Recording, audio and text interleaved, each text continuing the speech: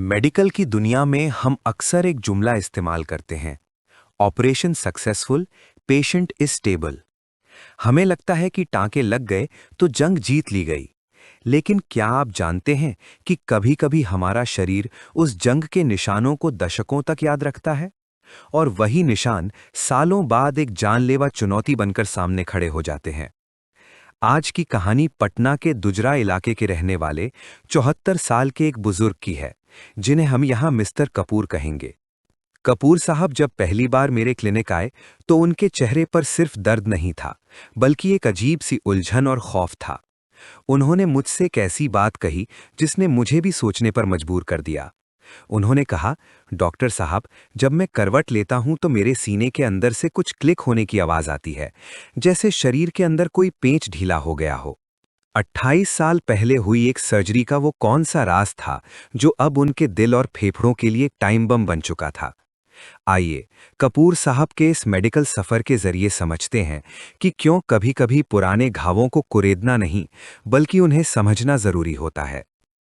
जहां हर धड़कन एक कहानी कहती है।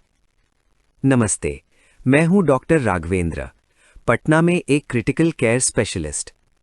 चिकित्सा क्षेत्र में अपने 20 वर्षों के इस लंबे सफर और गहन अनुभव, जिसमें एम्स नई दिल्ली भी शामिल है, को मैं अब यस डॉक्टर के जरिए आपके बीच ला रहा हूं। यहां मैं आपको आईसीयू के उन बंद दरवाजों के पीछे ले जाऊंगा, जहां जिंदगी और मौत के बीच की जंग हर सेकंड लड़ी जाती है।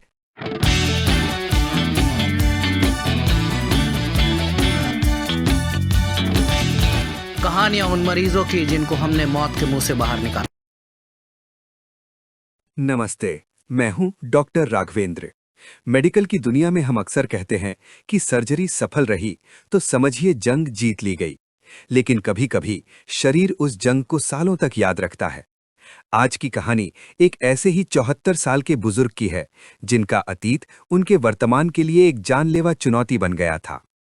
उन्हें हम यहाँ मिस्टर कपूर कहेंगे, जो पटना के दुजरा इलाके के रहने वाले थे। कपूर साहब जब मेरे क्लिनिक आए तो उनके चेहरे पर दर्द से ज्यादा एक अजीब सी उलझन थी। कपूर साहब ने बताया कि पिछले कुछ महीनों से उन्हें अपनी छाती के बीचों बीच यानी स्टर्नम की हड्डी में हल्का दर्द और दबाव महसूस हो रहा था। उन्होंने कहा, डॉक्टर साहब, जब मैं झुकता हूं या करवट लेता हूं तो मुझे अपनी छाती के अंदर कुछ हिलता हुआ महसूस होता है।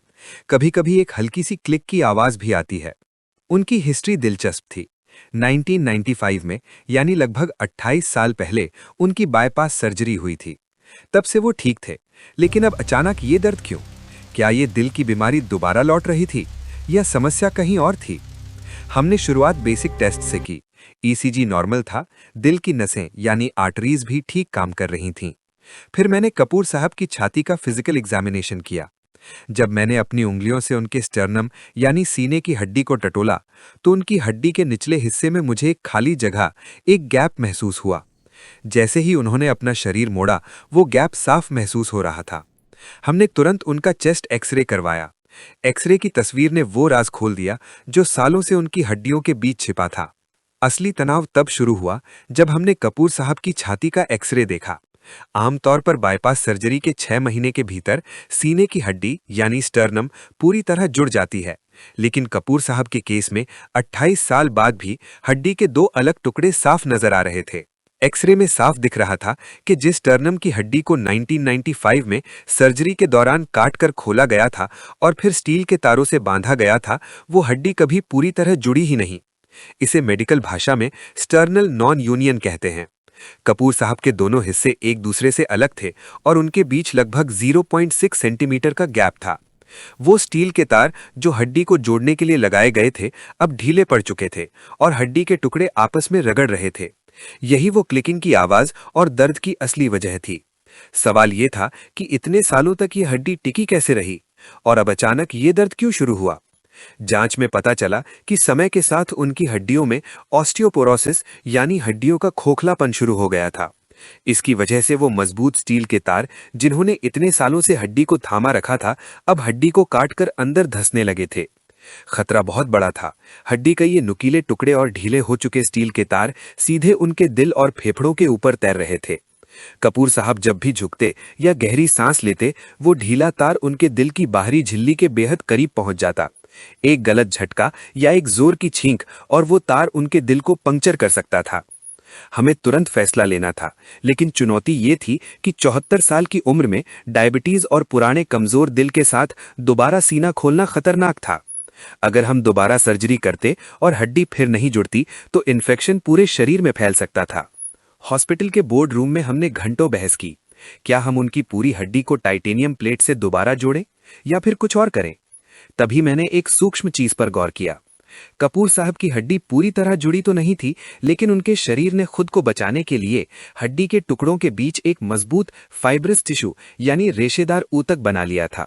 इसी दीवार ने 28 सालों से उनके फेफड़ों को सुरक्षित रखा था।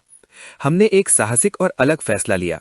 हमने तय किया कि हम उनकी हड्डी को दोबारा नहीं जोड़ेंगे, क्योंकि इस उम्र में हड्डी के जुड़ने की संभावना कम थी, बल्कि हम सिर्फ उस दुश्मन को बाहर निकालेंगे जो दर्द दे रहा था। चुनौती बड़ी थी। 74 साल की उम्र में दोबारा सर्जरी करना जोखिम भरा था। कपूर साहब का दिल अब उतना मजबूत नहीं था। हमने गहराई से विचार किया और एक बीच का रास्ता निकाला। हमने उनकी सर्जरी की, लेकिन हड्डी को दोबारा जोड़ने के बजाय हमने सिर्फ उन पुराने स्टील के तारों को बाहर निकाल दिया जो उनकी मांसपेशियों में चुभ रहे थे और दर्द पैदा कर रहे थे। सालों से उनकी हड्डियों के बीच जो रेशे बन गए थे, उन्होंने ही कुदरती तौर पर उनकी छाती को एक स्थिरता दे दी थी। एक छोटी सर्जरी के जरिए हमने उन पुराने, ढीले हो चुके और नुकीले स्टील के तारों को एक एक करके बाहर निकाल दिया। जैसे ही वो तार हटे, हड्डी पर पड़ने वाला दबाव खत्म हो गया। हमने पाया कि कपूर साहब की छाती अब भी स्थिर थी, सिर्फ उन तारों की चुभन उन्हें दर्द दे रही थी।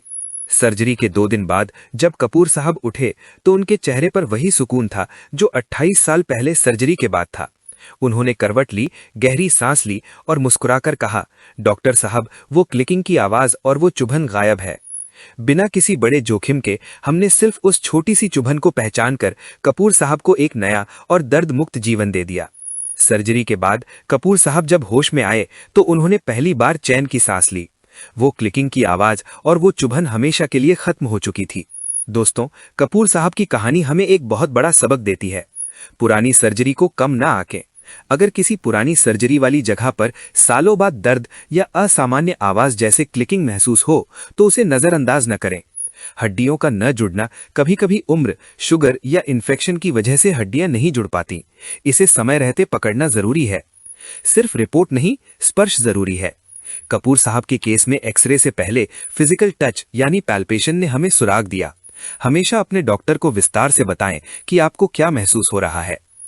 सर्जरी के बाद शुगर, कोलेस्ट्रॉल और खान-पान का पूरा ख्याल रखें, तभी रिकवरी अच्छी होगी। जागरूक रहिए, अपने शरीर की आवाज सुनिए, स्वस्थ रहिए और अपना ख्याल रखिए। मैं हूं डॉक्टर राघवेंद्र, आपके साथ यस डॉक्टर पर। अगले वीडियो में मैं आपको फिर एक कहानी बताऊंगा। आप देख रहे हैं यस डॉक्टर। डॉक्टर राघवेंद्र प्रसाद एक एनेस्थेसियोलॉजिस्ट, क्रिटिकल केयर स्पेशलिस्ट और फिजिशियन हैं। वे 20 वर्षों से इस क्षेत्र में कार्यरत हैं और उन्हें एम्स, नई दिल्ली सहित कई संस्थानों में काम करने का व्यापक अनुभव है। Subscribe and press the bell icon to stay updated with our latest health tips and advice. Yes doctor YouTube channel के लिए अस्वीकरण। यस डॉक्टर यूट्यूब चैनल पर प्रस्तुत सामग्री केवल सामान्य जानकारी प्रदान करने के उद्देश्य से है और इसे व्यक्तिगत चिकित्सा सलाह के रूप में नहीं लिया जाना चाहिए। हम सटीक और अद्यतन जानकारी प्रदान करने का प्रयास करते हैं, लेकिन यह सामग्री केवल पोस्टिंग की तारीख तक की जानकारी को दर्शाती है और चिकित्सा विज्ञान में हाल के विकासों को शामिल नहीं कर सकती। इस चैनल पर दी गई जानकारी पेशेवर चिकित्सा सलाह, निदान या उपचार का विकल्प नहीं है। दर्शकों को चिकित्सा निर्णय लेने के लिए केवल इन वीडियो की सामग्री पर निर्भर नहीं होना चाहिए। कृपया अपने स्वास्थ्य के बारे में निर्णय लेने, नए उपचार शुरू करने या मौजूदा उपचार बंद करने से पहले हमेशा एक योग्य स्वास्थ्य सेवा पेशेवर से परामर्श करें। यस डॉक्टर और इसके निर्माता इन वीडियो में दी गई जानकारी के आधार पर लिए गए निर्णयों या की गई क्रियाओं के लिए किसी भी प्रकार की जिम्मेदारी से इनकार करते हैं। हमारी सामग्री देखने के द्वारा आप सहमत होते हैं कि यस डॉक्टर और इसके निर्माता जानकारी के उपयोग या दुरुपयोग से उत्पन्न किसी भी परिणाम, हानि या प्रतिकूल प्रभाव के लिए जिम्मेदार नहीं है। व्यक्तिगत चिकित्सा सलाह और मार्गदर्शन के लिए कृपया एक लाइसेंस प्राप्त स्वास्थ्य सेवा प्रदाता की सहायता लें। हमारी जिम्मेदारी से शिक्षित और सूचित करने के उद्देश्य को समझने और समर्थन करने